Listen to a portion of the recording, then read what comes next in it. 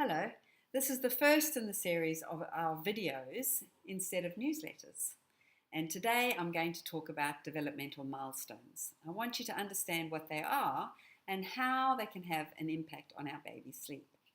So I need to be brief because I don't want to make this too long, so getting right into it.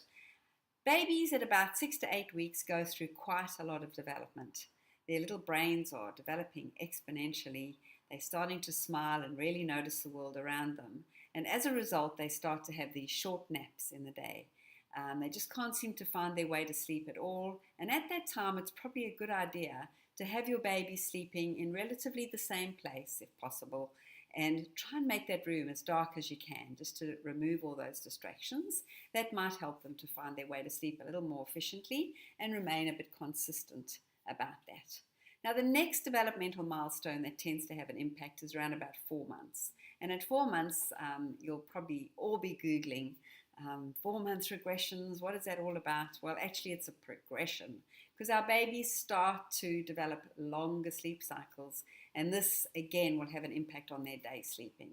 So they might settle down after that first regression, but now, because of that 4-month change in their sleep cycles, they're going to have those short naps during the day again.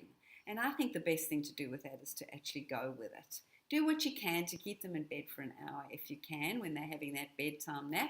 But on the whole, you're probably better off getting them up, getting out into the world and putting them back to bed within about 2 hours at that age if possible. What happens next? Well, then they start to get up to all sorts of mischief. They start to sit, they start to roll, and again, that has an impact. So it's like their brain is actually driving that physical need to move. And so it affects their sleep, even during the night. Instead of them going through a cycle like we do when we go into rapid eye movement sleep, they tend to start to practice. Their brain's just driving that. So they'll be rolling, sitting frequently throughout the night, which again disrupts their sleep at night. So that's around 4 months, 5 to 6 months when they're sitting and rolling. And then again, we see some regression somewhere around 8 months, 9 months when they start to stand. So this is like a roller coaster I'm describing, right? Your baby starts to sleep really well, and then suddenly things go a bit wrong at night. The most important thing is you don't change the things that you've put into place in order for your baby to find independent sleep. That's really important. You just have to give them some support for a few nights until they get through that milestone regression, and then you'll be back to having beautiful sleeps again.